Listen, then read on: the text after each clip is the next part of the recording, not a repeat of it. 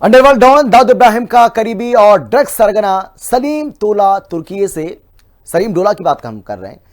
सलीम डोला तुर्की से भारत डिपोर्ट कर लाया गया है और उसे दिल्ली लाया गया है, जहां खुफिया एजेंसियां पूछताछ कर रही हैं और बाद में मुंबई पुलिस को सौंपा जाएगा। एनसीबी का ऑपरेशन ग्लोबल हंट, शिकंजे में डी कंपनी का डोला, इस्तांबुल में पकड़ा गया सलीम डोला, ड्रग तस्करी की दुनिया में वांटेड, तुर्की से भारत आया दाऊद का दोस्त। इंटरनेशनल ड्रग तस्कर और अंडरवर्ल्ड डॉन दाऊद इब्राहिम का करीबी माने जाने वाला सलीम डोला को तुर्की की सुरक्षा एजेंसियों ने इस्तांबुल में गिरफ्तार कर लिया, जिसे भारत डिपोर्ट किया गया है।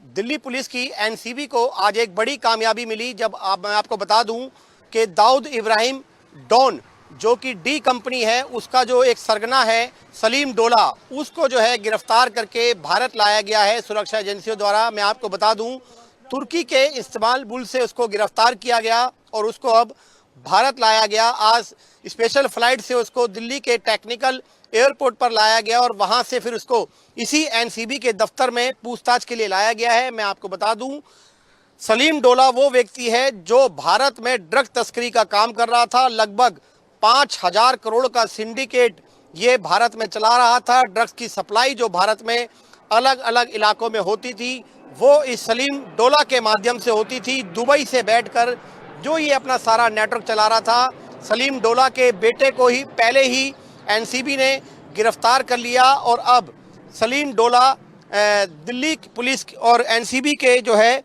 वो हिरासत में है। यहाँ पर उससे लगातार पूछताछ की जा रही है कि कब से वो इस काम को अंजाम दे रहा था। बताया जा रहा है 2012 में भी उसको गिरफ्तार किया गया था।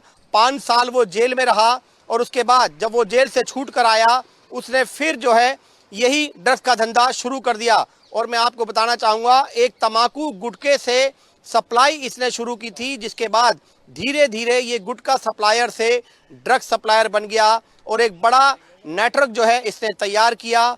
भारत में रह के इसने ड्रग सप्लाई की। तुर्की की राष्ट्रीय खुफिया एजेंसी MIT और इस्तांबुल पुलिस के ज्वाइंट ऑपरेशन में सलीम डोला को बेअली कदुजू इलाके से दबोचा गया।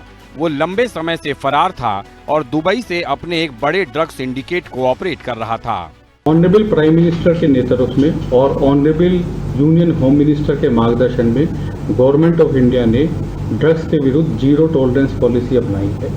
इसी पॉलिसी के क्रम में जो ड्रग किंगपिन्स और फ्यूजिटिव वो जहां भी हैं, उनको वापस लाकर कानून के दायरे में लाने की कार्रवाई निरंतर जारी है। इसी क्रम को आज आगे बढ़ाते हुए नारकोटिक्स कंट्रोल ब्यूरो ने इंटरनेशनल और डोमेस्टिक पार्टनर एजेंसीज के साथ काम करते हुए एक भगोड़ा जिसका नाम सलीम इस्माइल डोला है, उसको टर्की से वापस लाने में सफलता प्राप्त की है। सलीम इस्माइल डोला मुख्यतः मुंबई का रहने वाला है और वो मेथाम्फेटामाइन, हेरोइन, चरस, मैंड्रेक्स जैसी ड्रग्स की ट्रैफिकिंग में शामिल है। इस सलीम इस्माइल डोला के खिलाफ महाराष्ट्र और गुजरात में बहुत सारे केसेस हैं। इसके खिलाफ DRI, ATS गुजरात और NCB के केसेस। सलीम डोला के खिलाफ ED ने भी मनी लॉन्ड्रिंग का मामला दर्ज कर लिया है।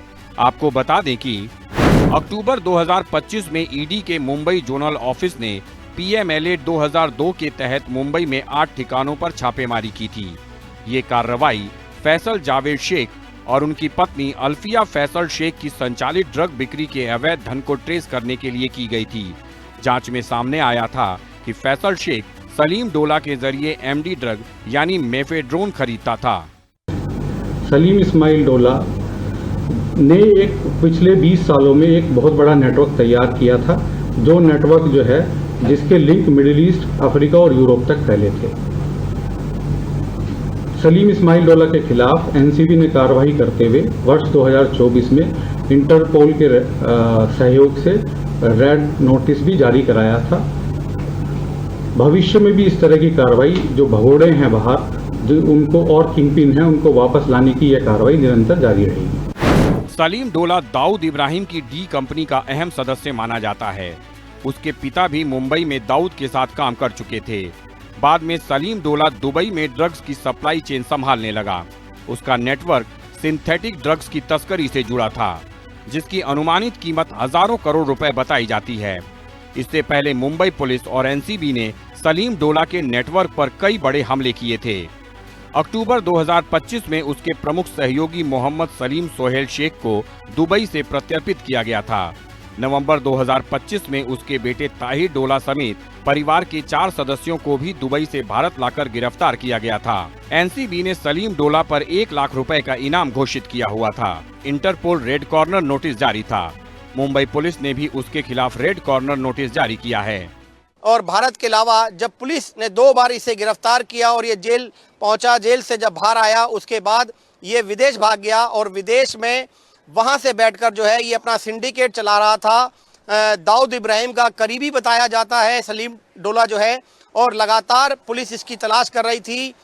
इसको जो है तुर्की से जो है इसको गिरफ्तार किया गया और उसके बाद स्पेशल फ्लाइट से इसको भारत की सुरक्षा एजेंसियों द्वारा भारत लाया गया और वहां से सीधा इस एनसीबी के दफ्तर में इसको लाया गया है।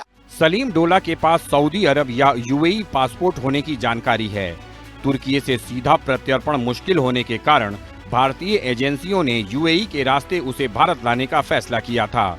सुरक्षा एजेंसियों का मानना है कि सलीम डोला की गिरफ्तारी से अंतर्राष्ट्रीय ड्रग नेटवर्क का बड़ा पर्दाफाश हो सकता है और डी कंपनी के कई राज खुल सकते हैं।